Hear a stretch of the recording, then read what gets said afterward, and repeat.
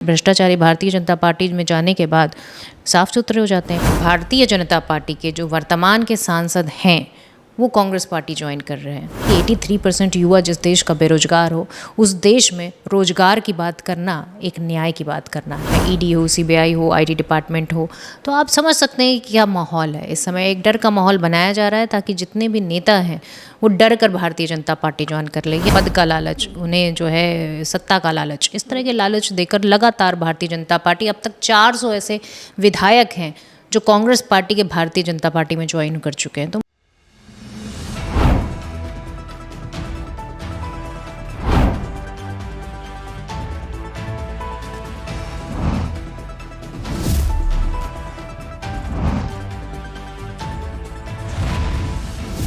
NTV निष्पक्ष, सत्यता की कसौटी। 2 दिन में कांग्रेस ने 3 बड़े नेताओं को खो दिए हैं। 3 बड़े नेताओं का कांग्रेस पार्टी से जाना एक बहुत बड़ी क्षति मानी जा रही है। अब ऐसे में हम कांग्रेस कार्यालय में मौजूद हैं। हमारे साथ प्रियंका गुप्ता जो प्रवक्ता है कांग्रेस की, उनसे बात करते हैं कि 3 नेताओं का जाना जिस तरह से क्षति हुई है, इसके बाद पार्टी पर कितना असर पड़ेगा और इसे किस तरह से पार्टी संभालेगी। देखिए, मैं सिर्फ इतना कहना चाहती हूँ कि जिस तरह से अभी देखिए कि भारतीय जनता पार्टी के जो वर्तमान के सांसद हैं वो कांग्रेस पार्टी ज्वाइन कर रहे हैं। तो ये चुनावी दौर है, यहाँ इस जो चुनाव का जो माहौल है उसमें इस तरह की चीज़ें होती हैं। पर अगर हम बात करें कि कांग्रेस पार्टी, तो संघर्षवान पार्टी का जो कार्यकर्ता है वो पूरी तरह से कांग्रेस में लगा हुआ है, मेहनत कर रहा है, जनता के जो मुद्दे हैं उनको उठा रहा है, पूरी तरह से जो है कंधे से कंधा मिलाकर पार्टी के हर एक व्यक्ति के साथ खड़ा हुआ है। परंतु जो लोग डर गए हैं या जिनकी महत्वाकांक्षाएं बहुत ज़्यादा हैं, उन्हें पार्टी छोड़ने के लिए कोई रोक नहीं है, वो कहीं भी जा सकते हैं। पर हकीकत ये है कि आज जनता के मुद्दों पर और अपनी नीतियों पर और अपनी विचारधारा पर कांग्रेस पार्टी पूरी तरह से प्रतिबद्ध है कि वो जनता के मुद्दे उठाए, चाहे वो महंगाई हो, चाहे वो बेरोजगारी हो, और चाहे इस देश में हो रहे महिलाओं पर अत्याचार हो, चाहे उत्तर प्रदेश में महिलाओं की स्थिति हो। और मुझे लगता है कि आज जिस तरह से बेरोजगारी का आलम है, तो मुझे लगता है कि 83% युवा जिस देश का बेरोजगार हो, उस देश में रोजगार की बात करना एक न्याय की बात करना है। और आज जो युवा है वो कांग्रेस पार्टी को उम्मीद भरी नज़रों से देख रहा है। महिलाएं राजनीति में जिस तरह से भागीदारी चाहती हैं, चाहे वो सरकारी नौकरियां हों, चाहे वो उद्योग हों, हर जगह महिलाएं अपनी भागीदारी करना चाहती हैं। इसलिए महिलाओं को सशक्त बनाने के लिए 1 लाख रुपए का जो धनराशि होती गरीब महिलाओं को, वो कांग्रेस पार्टी देने के लिए प्रतिबद्ध है।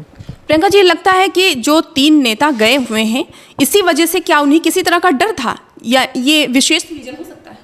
देखिए, मुझे लगता है कि जिस तरह से आज कार्य कर रही है भारतीय जनता पार्टी, चाहे ईडी हो, सीबीआई हो, आईटी डिपार्टमेंट हो, तो आप समझ सकते हैं कि क्या माहौल है। इस समय एक डर का माहौल बनाया जा रहा है ताकि जितने भी नेता हैं वो डर कर भारतीय जनता पार्टी ज्वाइन कर ले। या दूसरी चीज़ ये है कि उनको लालच दिया जाता है, उन्हें पद का लालच, उन्हें जो है सत्ता का लालच, इस तरह के लालच देकर लगातार भारतीय जनता पार्टी, अब तक 400 ऐसे विधायक हैं जो कांग्रेस पार्टी के भारतीय जनता पार्टी में ज्वाइन कर चुके हैं। तो मुझे लगता है कि ये एक सवालिया निशान है कि क्या भारतीय जनता पार्टी में जो उनके खुद के कार्यकर्ता हैं, जो उनका कैडर है, वो क्या दरी बिछाने और पानी पिलाने के लिए रह गया। आज असमंजस की स्थिति और असहज स्थिति जो है वो भारतीय जनता पार्टी के कार्यकर्ता के अंदर भी है। और मुझे लगता है कि जो भारतीय जनता पार्टी भ्रष्टाचार में बड़े बड़े ढिंढोरे पीटती थी, आज जिस तरह से भ्रष्टाचारियों को अपनी वॉशिंग मशीन में धुल रही है, तो वो भी एक सवालिया निशान है कि भ्रष्टाचारी भारतीय जनता पार्टी में जाने के बाद साफ सुथरे हो जाते हैं। 25 में से 23 लोगों के खिलाफ जो केस चल रहे थे ईडी, सीबीआई, आईटी डिपार्टमेंट के, वो बंद कर दिए गए हैं। तो मुझे ये लगता है कि भारतीय जनता पार्टी भ्रष्टाचार पे भाषण न दे, अपने 10 साल में जो कार्य किए गए हैं उसको गिनाए कि वो जनता को क्या दिया है और किन मुद्दों से जनता के बाद इस बार चुनाव में वोट मांग रही है। प्रियंका जी, आपने भ्रष्टाचार की बात की, तो अभी संजय सिंह जेल से रिहा हो गए हैं। अभी 2 नेता, बड़े नेता आपके जेल में बंद हैं। इसके बाद क्या लगता है, उनको रिहाई मिलनी चाहिए? और संजय सिंह जिस तरह से बाहर आए हैं, उसके बाद एक अलग ही सीन देखा जा रहा है फील्ड पर। देखिए, मुझे लगता है कि इंडिया गठबंधन के जो भी साथी हैं और इस समय जो केस है वो सुप्रीम कोर्ट में है। सुप्रीम कोर्ट से पूरी उम्मीदें हैं इस देश की जनता को भी और कांग्रेस को भी। मुझे लगता है कि न्याय मिलना चाहिए। जिस तरह से सुप्रीम कोर्ट ने अपनी टिप्पणी दी है कि बिना किसी जो है ठोस सबूत के या सप्लीमेंट्री चार्जशीट के आधार पर जिस तरह से एक चुने हुए मुख्यमंत्रियों को जेल में डाला जा रहा है, वो भी एक सवालिया निशान। आतिशी ने कहा है कि बर्बाद करने के लिए, आप पार्टी को बर्बाद करने के लिए, अरविंद केजरीवाल को बर्बाद करने के लिए बीजेपी ये रणनीति कर रही है। देखिए, मुझे लगता है कि जिस तरह से राहुल गांधी जी की सांसदी समाप्त करने की कोशिश की और इस तरह की लगातार कोशिशें ये करते चले आ रहे हैं, पर उससे क्या हल निकला? इस देश में अभी भी संविधान का राज है, इस देश में अभी भी लोकतंत्र है। तो मुझे लगता है कि ऐसी किसी भी मंशा में ये सफल नहीं हो पाएंगे। और इस बार इंडिया गठबंधन पूरी तरह से जो एक होता है ना चुनाव में, इस बार भारतीय जनता पार्टी को पूरी तरह से हार देगा। और इस बार उम्मीदों पर अगर कोई खरा उतरेगा तो वो सिर्फ और सिर्फ इंडिया गठबंधन होगा और सिर्फ जनता के मुद्दे होंगे। आज अपर्णा ने एक बयान दिया है और उन्होंने कहा है अपने बयान में कि कांग्रेस महिलाओं का अपमान करती है, क्योंकि कांग्रेस के एक नेता ने हेमा मालिनी पर एक अभद्र टिप्पणी की है। तो जिस तरह का बयान दिया अपर्णा जी ने कि कांग्रेस महिलाओं का अपमान करती है, सभी सम्मान नहीं करती है। देखिए, मुझे लगता है कि भारतीय जनता पार्टी को खुद को अपनी जो है ना आईने में देखना चाहिए कि उनका चाल चरित्र और चेहरा क्या है। ब्रजभूषण किस पार्टी के नेता है, राम दुलारे गौड़ किस पार्टी के नेता है, चिन्मयानंद किस पार्टी के नेता है। और अगर शब्दों की बात की जाए तो प्रधानमंत्री जी भी ने ऐसे ऐसे शब्द बोले हैं, संसद के अंदर रहकर किसी को सूपनखा बोल देना। और उसके बाद जो है आप देखिए किस तरह से उन्होंने जो है इनके IT के लोग, बीजेपी के IT सेल के लोग, किस तरह से जो प्रधानमंत्री जी का संसदीय क्षेत्र है वहाँ एक महिला की, एक बच्ची की जो छात्रा है BHU की, उसकी आबरू लूटी दी जाती है। तब ये सब क्यों चुप रहते हैं? आज किसी के बयान को उठाकर काट कूट के चला देना और उसका जो है ना जो एक तरह से पूरा जो इनका IT डिपार्टमेंट है किसी के पीछे पड़ जाना और असली मुद्दों से बेखबर होना। जब बेरोजगारी की बात करेंगे तो ये सब कहीं बगले छुपाते हुए नजर आएंगे और किसी का बयान उठा के काट कूट के चला देंगे और उसके बाद उससे क्या मतलब निकलता है?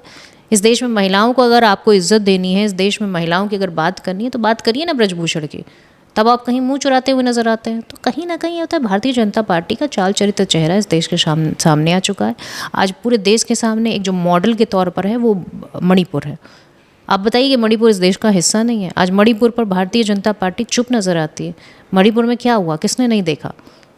तो वो हमारी बेटियां नहीं थी, वो उन बेटियों का सम्मान नहीं था। अच्छा प्रियंका जी, आपने मणिपुर की बात की तो राहुल गांधी ने अपनी जो यात्रा शुरू की थी वहीं से शुरू की थी, तो कितना असर देखने को मिल रहा है वहाँ पर और कितनी उम्मीद है वहाँ से? देखिए, मुझे लगता है कि जो मणिपुर की जनता है वो बेहतर जवाब देगी। इस बार पूरे देश की जनता जिस तरह से त्राहिमाम हो रखी है, इस बार पूरी तरह से जवाब देगी। महंगाई मुद्दा है, बेरोजगारी मुद्दा है, महिला सम्मान मुद्दा है और इन सारे मुद्दों के साथ अगर आप देखें कि चीन किस तरह से हमारे जो अरुणाचल प्रदेश के नाम बदल रहा है जगहों के, तो वो भी एक मुद्दा है और भारतीय जनता पार्टी कहीं खामोश नजर आती है। तो मुझे लगता है भ्रष्टाचार का मुद्दा हो, भ्रष्टाचार की तो वॉशिंग मशीन खोल रखी है बीजेपी। अब लोग ये कहते हैं कि भैया जेल जाने से बेहतर है कि बीजेपी चले जाओ। तो ये सारी चीज़ें हैं, जनता देख रही है। मुझे लगता है जनता जनार्दन बेहतर इस बार डिसीजन लेगी और सही सरकार चुनकर इस देश के विकास में अपना योगदान देगी। आखिरी सवाल एक और प्रियंका जी, कल वायनाड से राहुल गांधी ने नामांकन पर्चा भर दिया है।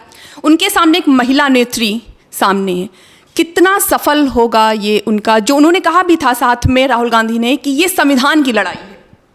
देखिए, मुझे लगता है कि जिस तरह से वायनाड की जनता का उत्साह दिखा और जिस तरह से वायनाड के कार्यों के लिए पूरी तरह से समर्पित नज़र आए, तो मुझे लगता है कि एक बार फिर वायनाड की जनता उन्हें सांसद के तौर पर संसद में पहुंचाएगी और इस देश की और वायनाड की और हर एक मुद्दों की आवाज़ को बुलंद रखेगी। तो आप हमारे साथ थी कांग्रेस प्रवक्ता प्रियंका गुप्ता जी। कांग्रेस का कहना है कि इस बार लोकसभा चुनाव में कांग्रेस बहुमत के साथ जीतेगी और जनता के मुद्दों के साथ वो बहुमत के साथ सरकार लाएगी। कैमरा पर्सन हेमंत के साथ मैं मधुमिता, NTV निष्पक्ष, लखनऊ। देश विदेश की ताज़ा खबर पाने के लिए हमारे चैनल NTV निष्पक्ष को सब्सक्राइब करें व बेल आइकन दबाना ना भूलें।